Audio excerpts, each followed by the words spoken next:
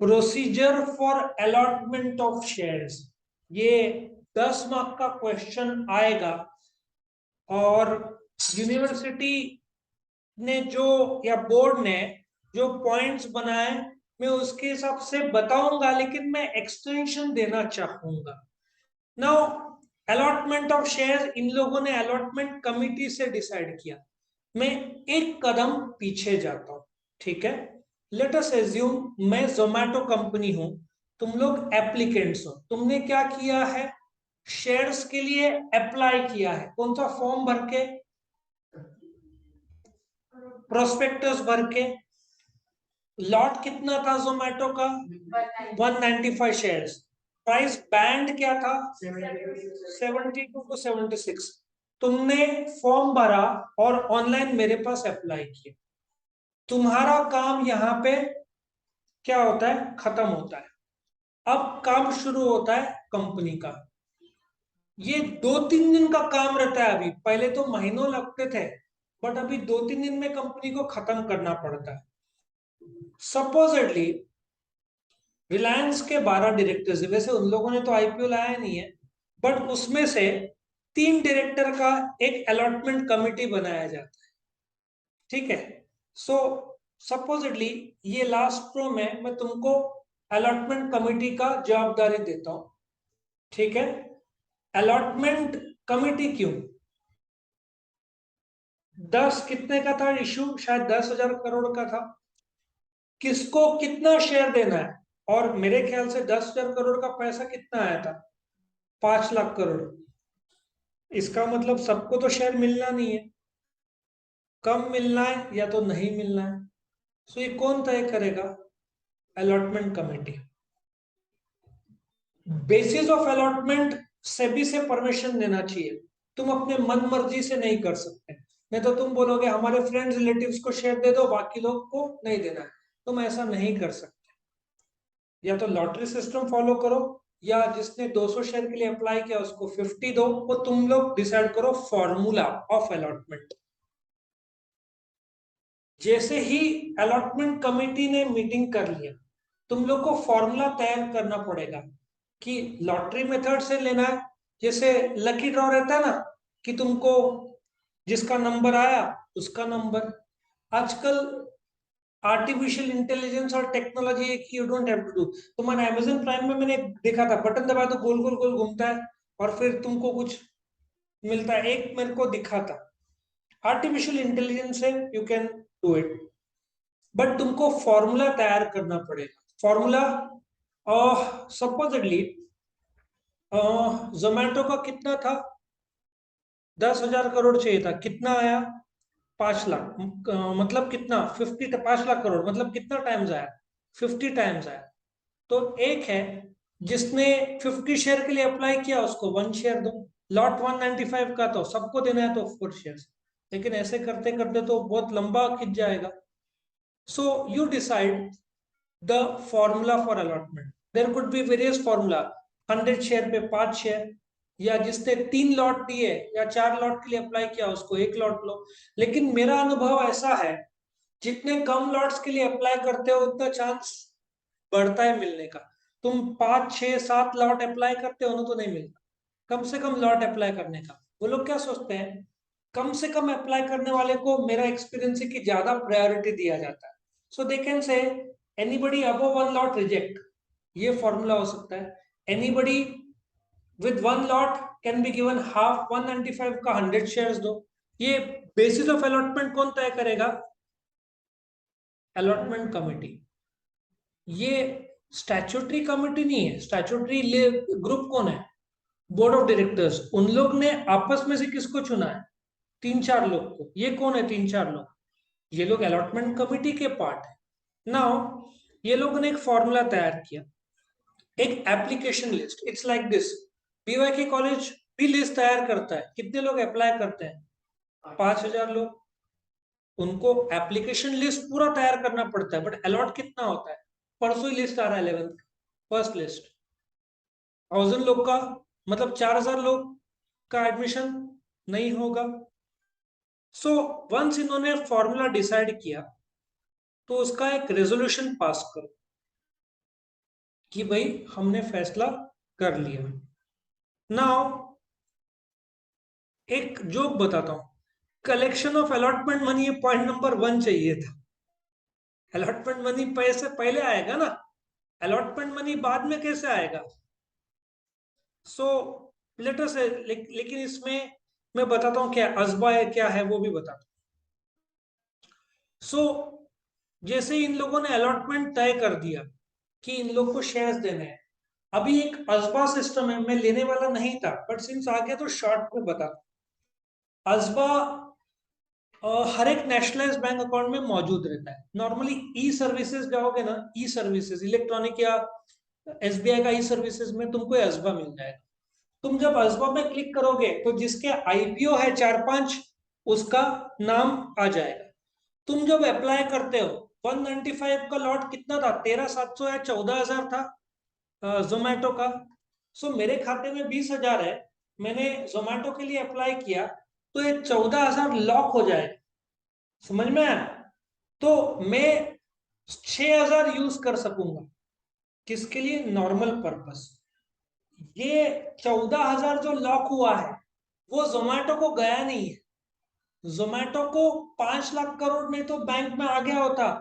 तो ऐसे पहले हुआ है कि ओवर सब्सक्रिप्शन में कंपनी को पैसा मिलता है और बैंक से विड्रॉ करके भाग जाती है, ऐसे हो चुका है। तो अभी जोमेटो को बोलते हैं ना, सिर्फ परफ्यूम की खुशबू आ रही, परफ्यूम दिया नहीं है। मेरे बैंक अकाउंट में लॉक्ड है ये 14,000, जोमेटो को गए नहीं है बट अप्लाई हो चुका है।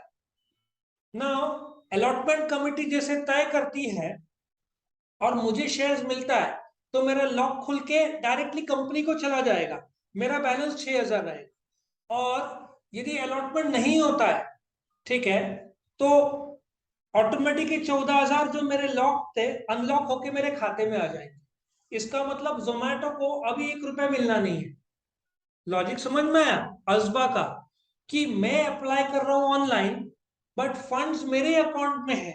जब जोमेटो अलॉटमेंट करता है, कंफर्म होता है, तो मेरे अकाउंट से पैसा जोमेटो के अकाउंट में जाएगा और मेरे डीमैट अकाउंट में शेयर्स आ जाएंगे।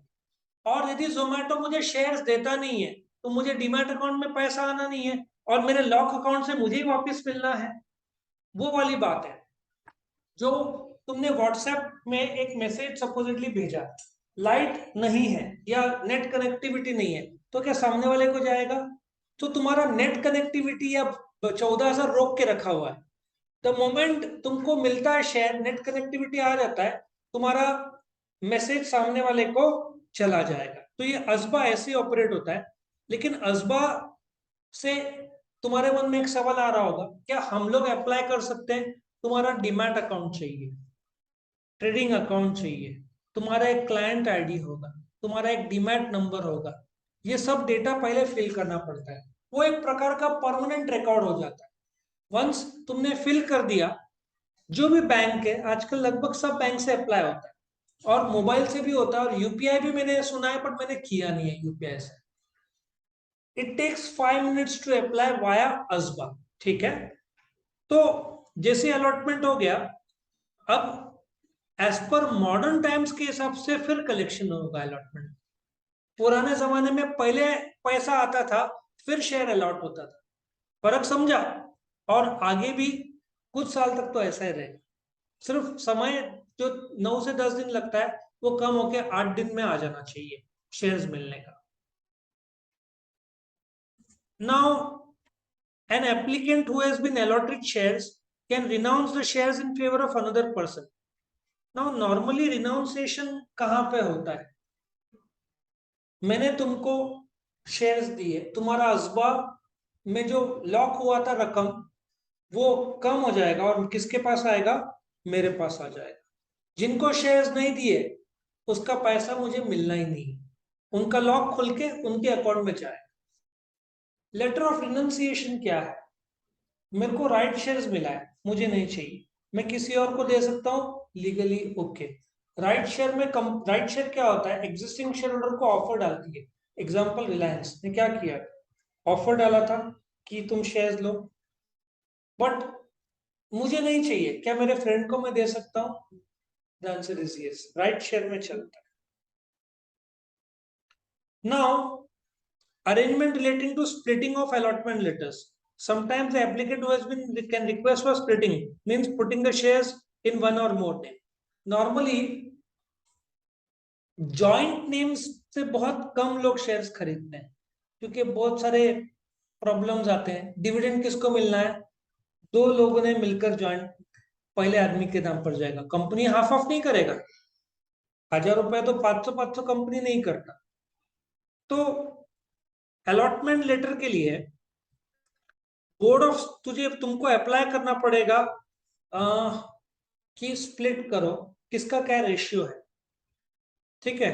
लेकिन अगेन ये कब होगा स्प्लिटिंग ऑफ अलॉटमेंट लेटर्स? कि मैंने 195 का लॉट में 100 मैंने अप्लाई किया, 95 मेरे दोस्त ने जॉइंट नाम पे खरीदा. आई थिंक 3 तक अलाउड है, चौथा अलाउड नहीं है.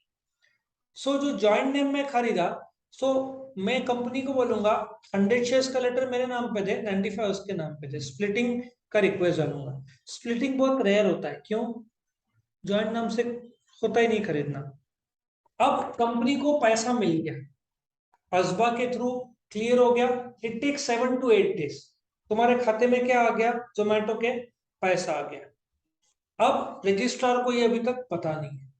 कंपनी को ये रिटर्न ऑफ अलॉटमेंट जैसे शेयर्स अलॉट कर दिए, डीमैट अकाउंट में आ गए, तो 30 days के अंदर एक रिटर्न ऑफ अलॉटमेंट फाइल करना पड़ेगा कि कितने एप्लीकेशन का पैसा आया, क्या फॉर्मूला यूज किया, किसको शेयर दिया गया, ये सब डिटेल रजिस्ट्रार को जाना पड़ता है.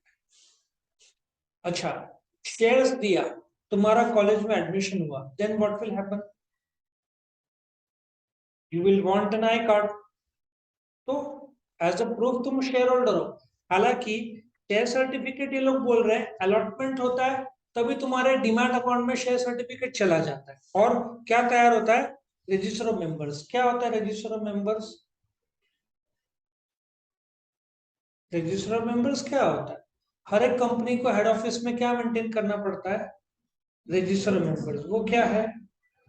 It is a list containing all the names of the members of the company. Computerised list होती है. सो जो नाम और कितने शेयर्स है और उसके हिसाब से शेयर सर्टिफिकेट पहले प्रिंट होते थे कागजी फॉर्म में, अभी इलेक्ट्रॉनिक फॉर्म में डीमैट अकाउंट में चले जाएंगे. सो तुम्हारे जो डीमैट अकाउंट में गए, इधर मेरे पास रजिस्टर ऑफ मेंबर्स में शेयर होल्डर्स के नाम, एड्रेस और सब डिटेल्स है. ये थोड़ा सा रिसेंट की बात कर रहे हैं कि तुम शेयर्स के लिए पॉइंट नंबर 1 क्या है? अप्लाई करते हो अजबा के थ्रू. कंपनी क्या बनाती है? कंपनी मतलब बना ऐसे कंपनी किसकी जवाबदारी है? बोर्ड ऑफ डायरेक्टर्स की है. वो लोग क्या बनाएंगे उनमें से? Allotment committee. वो क्या करेगा? किसको अलॉट करना है, बेसिस ऑफ अलॉटमेंट तय करेगा. फॉर्मूला वो सेबी से अप्रूव चाहिए, मन मर्जी से नहीं दे सकते. ऑलरेडी स्कैम पे स्कैम हो रहे, तुम देख ही रहे हो ना. कोई ना कोई पॉलिटिशियन अरेस्ट ही हो रहा है. ये सब स्कैम. अब कौन गुनेगार है वो मैं नहीं जानता, लेकिन कुछ तो गड़बड़ी हुआ है हिसाब में. तो इसलिए थोड़ा सा टाइट हो गया है ये. तुम बेसिस ऑफ अलॉटमेंट सेबी से अप्रूव करो, कंफर्म करो, अलॉट करो.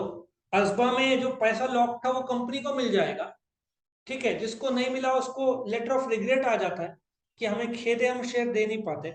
10 में से 9 बार तुमको शेयर नहीं मिलना है इंडिया में.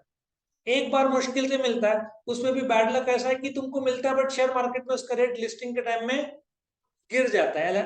पेटीएम ले लो, जोमेटो ले लो, 41.50 में चल रहा है जोमेटो, लोएस्ट पॉइंट में. और अभी तो बोल रहे और गिरेगा, 35 में आएगा. फिर बोर्ड रेजोल्यूशन पास करो, अलॉटमेंट मनी अजबा के थ्रू क्लियर करो. पब्लिक इश्यू, राइट्स इश्यू कैसे होता है अजबा? तुम क्या करना, फादर अप्लाई करते होंगे कभी शेयर्स के लिए, तो फादर को बोलना है मैं बैठना चाहूंगा या बैठूंगी. तो फिर अजबा में कैसे जाते हैं? It takes 5 minutes. Internet banking पता है ना? इंटरनेट बैंकिंग में बैंक अकाउंट में जाओ, वहां पे ई सर्विसेज में जाओ, वहां पे अजबा मिलेगा, क्लिक करो, तुम्हारा ऑलरेडी डीमैट अकाउंट सब नंबर होगा, तुमको सिर्फ अप्लाई करना है. और सबसे इंपॉर्टेंट 2 चीजें हैं. क्या? तुमको नंबर ऑफ लॉट्स डिसाइड करना है. जोमेटो का एक लॉट वाज 195, 1 2 3 कितने हैं. उसके बाद सबसे इंपॉर्टेंट प्राइस बैंड. वैसे तो अजबा में ऑटोमेटिक हाईएस्ट प्राइस ही आता, 72 76 में से 76 ही आता. तुमको कम करना है तो तुम कम करो. लेकिन मैंने तुमको क्या एडवाइस किया था? लोअर प्राइस में कभी नहीं अप्लाई करने का. क्या अप्लाई करने का? हाईएस्ट प्राइस में. तो ये तुम्हारा क्वेश्चन था. Procedure for allotment of shares, ये खत्म होता है।